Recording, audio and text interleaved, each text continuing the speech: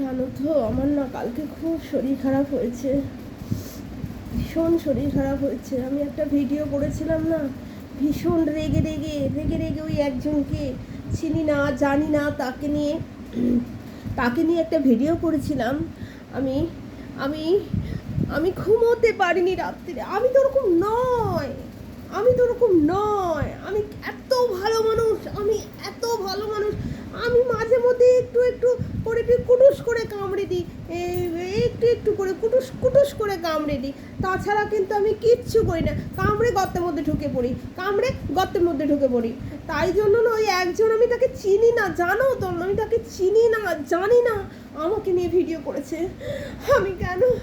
আমি কি করবো না, আমি বুঝতে পারছি না। আমি ঘুমোতে পারছি না, বসতে পারছি না, খেতে পারছি না, হাঁকতে পারছি না, মুখতে পারছি না, কিচ্ছু করতে পারছি না। আসল কথা, আমার নেচারের সঙ্গে ওটা তো যায় না। আমি স্বাস্থ্য শান্ত শিষ্ট লেজবিটিষ্ট ভদ্র মহিলা, আমার সঙ্গে নেচারের সঙ্গে যায় না। আর আমার ওই যে আমার হাজবেন্ড আমার বিশাল বড় এক জায়গায় আছেন, ছেলে মেয়েও বিশাল বড় জায়গায় আছেন, কি আমার কি সাজে বলুন না, আপনারাই বলুন না, আমার কি সাজে নয় তো, আমার তো সাজেই নয়। কি করব বলুন? আমাকে কেউ যদি বলে আমি তাকে ছেড়ে দিতে পারি, নিশ্চয়ই পারি না। তাই আমার শরীর খারাপ হয়েছে। কি শরীর খারাপ হয়েছে এরম করে ভিডিও করে? ও মা, কিচ্ছু পারো না তুমি তাহলে কন্ট্রোভার্সি করতে এসছো কেন মনি? মনি, তুমি কন্ট্রোভার্সি করতে এসছো কেন? তুমি কাদের নিয়ে কথা বলছো? হাজবেন্ড ওয়াইফের ঝগড়ার মধ্যে আরো ঢুকে যাচ্ছ, ওই বাচ্চাটিকে নিয়ে কথা বলছো। তা তোমার যখন পারো না, তোমার মনে হলো নি যে না বুঝিয়ে সুঝিয়ে যদি বাচ্চার মাকে আর বাবাকে এক জায়গা করে দিই, তাহলে ওদের সংসারটা ভালো হবে আর বাচ্চাটাও মা বাবা দুজনকে পাবে? সেটা তো পারোনি। তুমি তো ধুনো দিতে যাচ্ছ, একই সব মা মনসা হয়ে বসে আছে, তোমরা সব ধুনো দিতে যাচ্ছ, তাই না মনি? মনি, খুব কষ্ট হয়েছিল এরকম করে ভিডিও করে। তুমি কামড়াতে পারো কুটুস করে, চিমটি কেটে ঢুকে যেতে পারো গর্তে, আর কেউ কিছু বললেই তখন সে খারাপ। কেউ কিছু বললে আমি তো কোনো গাল দিইনি, আমি গাল দিই না, বুঝেছো? কন্ট্রোভার্সি করতে এসছো যখন, তখন নেগেটিভ কথাও তোমাকে শুনতে হবে। শুধু তুমি ভালো কথা শুনলে হবে না, অনেক নেগেটিভ কথা শুনতে হবে। এই দেখো, আমি গাল দিই না, তাও আমাকে গাল শুনতে হয়। কি করব? কন্ট্রোভার্সি করছি যখন, যারা নোংরা তারা তো গাল দেবেই। দেখুন, আমি তো গাল দিই না, আমাকে তো গাল শুনতে হয়। আমার ক্যামেরায় আমি না আমার হাজব্যান্ডকে আনি, না আমার ছেলেকে আনি, তাও তাদের নিয়ে পিন্ডি চটকাতে হয়। কি করব বলো? যাদের স্বভাব যেরকম তারা তো করবে। কিন্তু দেখো, আমি কিন্তু তোমাকে গাল দিয়েছি, না তোমার পরিবারকে টেনেছি। তুমি বলেছো ওখানে তোমার হাজবেন্ড এই, তোমার ছেলে এই, তাই আমি শুধু একটা কথা বলেছি যে আমার ছেলের অত সময় নেই যে এসব করবে, আর ইচ্ছাও নেই। তারা ইউটিউবের দিকটা খোলেই না। ঠিক আছে, বোঝাতে পারলাম? হ্যাঁ, তোমার ছেলে ওটা হতে পারে, আমার ছেলেও কিন্তু ওই সুইপার, বলেছি না কালকে, সুইপার। যাই হোক, আর তোমাকে নিয়ে কিছু বলছি না। এবার বল, এই যে কাল লাইভে বসে অনেক স্টেটমেন্ট ভুলভাল পাস করেন আপনি, এই যে আপনি, হ্যাঁ, আপনি কি বলছেন? সবাই গাল দিয়েছি। আপনি প্রমাণ করতে পারবেন সবাই গাল দিয়েছে? আপনি সবাইকে আপনার দলের সৈন্য সামন্তের মধ্যে সবাইকে জড়াচ্ছেন কেন? সবাইকে ঢোকাচ্ছেন কেন যে আপনার সৈন্য সামন্তরা গাল দেয় বলে সবাই গাল দেয়? বার করুন তো আমার একটা ভিডিও গাল দেয়া কিনা, বার করুন আমি কাউকে গাল দিয়েছি কিনা। আমি শিক্ষা পাইনি, দেখুন তো আরও সবাই গাল দিয়েছে কিনা। কিছু লোক গাল দিয়েছে, এদের মতন অনবরত গাল দেয় না যে আপনার তাও একজন একটু কম, তাকে অতটা বলা যায় না, কিন্তু আপনার দুই রত্নী দুই রত্নী আছে, তাদের একেবারে মানে আপনি জিভ ছুলে ইউটিউবে বসতে বলেছে, নাহলে তো টাকা হবে না। টাকা না হলে কি করে চলবে বলুন? টার্গেট তো ফুলফিল হবে না টাকা না হলে। একটা টার্গেট থাকে তো, না আমি এই মাসে এই ইনকামটা করব, মানে ব্যবসায়, এটাও তো এক ধরনের ব্যবসা না, এটা তো আর স্যালারি সিস্টেম না, এটা তো কোনো কোম্পানি নয় যে স্যালারি ঢুকবে বা কোনো গভর্নমেন্ট সার্ভিসও নয়, এটা এক ধরনের ব্যবসা ইউটিউবটা। সেই ব্যবসায় একটা টার্গেট থাকে না, আমি এই মাসে এই ইনকাম করব, ওই মাসে ওই ইনকাম করব, তার থেকে আমাকে এই খরচা করতে হবে, তাই না? তা টার্গেট ফুলফিল হবে কি করে? তারপরে পার্সেন্টেজ আছে, কাকে কোনটা কিভাবে দিতে হবে, কোন ভিডিওয় কত পেলাম সেই ভিডিওর পার্সেন্টেজ করে ভাগ করতে হবে, অনেক ব্যাপার আছে, অনেক জটিল ব্যাপার আমি মাথায় ঢুকবে না, তো জটিল ব্যাপার। তা গাল কাকে কাকে দেয়া হয়ে, কে দিয়েছে আর কাকে কাকে দেয়া হয়েছে একটা লিস্ট বানাবেন তো। যখন যা খুশি লাইভে উঠে হেলাং ঠেলাং করে বলে দিলেই হলো নাকি? পাবলিক প্ল্যাটফর্মে বক্তব্য রাখতে উঠেছেন, তা দেখবেন তো যে এই বক্তব্যটা আমার জাস্টিফাই কি না, আমি এই বক্তব্যটা আমি রাখতে পারি কি না। আপনি তো সেদিনকে দুম করে বলে দিলেন পঞ্চায়েতে ভিডিও ছাড়ে, তাদের মধ্যে পারমিতাও জড়িত, নে দুমদুমার কাণ্ড বেঁধে গেল। আর প্রমাণ তো কিছু করতে পারলেনও না, আর ক্ষমাও চাইলেন না। আপনি ক্ষমা চাইবেন না, আমরা জানি আপনি ক্ষমা চাওয়ার লোক না, আপনি ছড়ি ঘোরানোর লোক।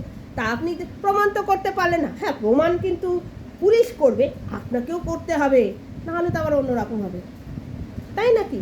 আচ্ছা যাই হোক, আপনি তাহলে প্রমাণ করবেন যে আমরা গাল দিয়েছি যে চুনাও গাল দিয়েছে, খুঁজে বার করবেন। আমি গাল দিয়েছি, খুঁজে বার করবেন। এরকম অনেকেই আছে যে ইউটিউবে গাল না দিয়ে ভিডিও করে।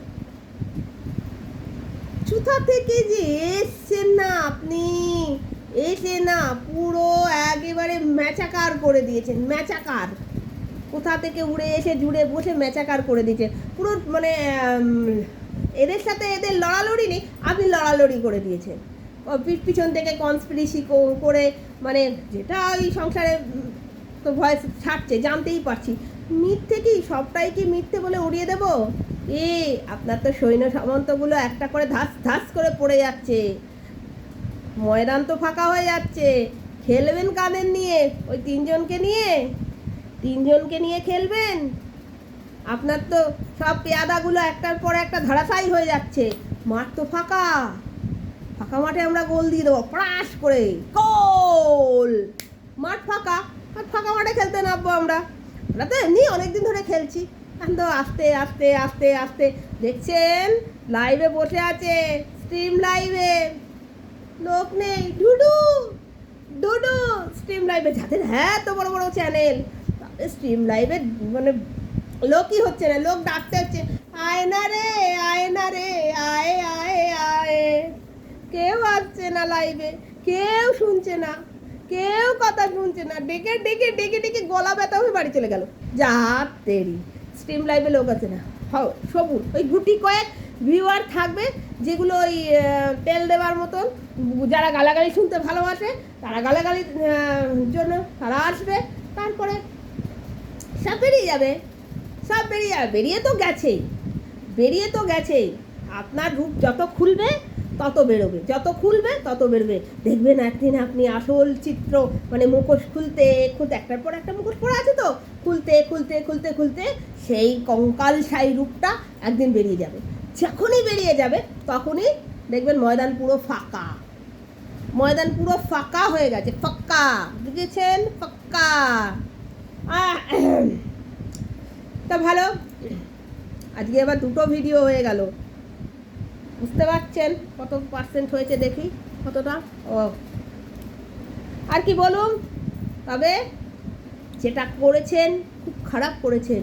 একটা মেয়েকে ইউজ করে, একটা মেয়ে থেকে কাজ হাসিল করে নিয়ে তার নামে আবার এফআইআর করতে ছুটছেন। আর কাকে নিয়ে ছুটছেন এফআইআর করতে? আমরা কিন্তু প্রথম থেকে জানি প্রথম থেকে, হ্যাঁ মাঝখানে আমাদের সাথে একটু ঝামেলা অশান্তি হয়েছিল ঠিকই, সেটা ও নিজে ইচ্ছাকৃত করেছিল।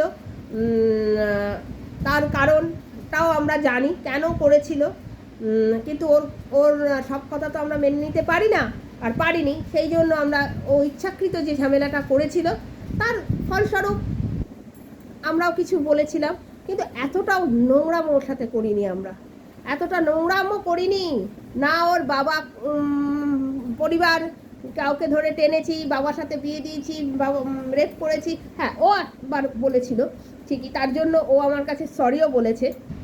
দেখুন, সরি যখন বলে দিয়েছে, আমিও একজনের ছেলেকে বাজে কথা বলেছিলাম, একবার বলেছিলাম, তার জন্য একদম প্রথম চ্যানেল খোলার আগে খুলিনি তখন বলেছিলাম, একটা ওয়ার্ড বলেছিলাম, তার জন্য আমি বোধহয় 50 বার তার কাছে সরি চেয়ে নিয়েছি।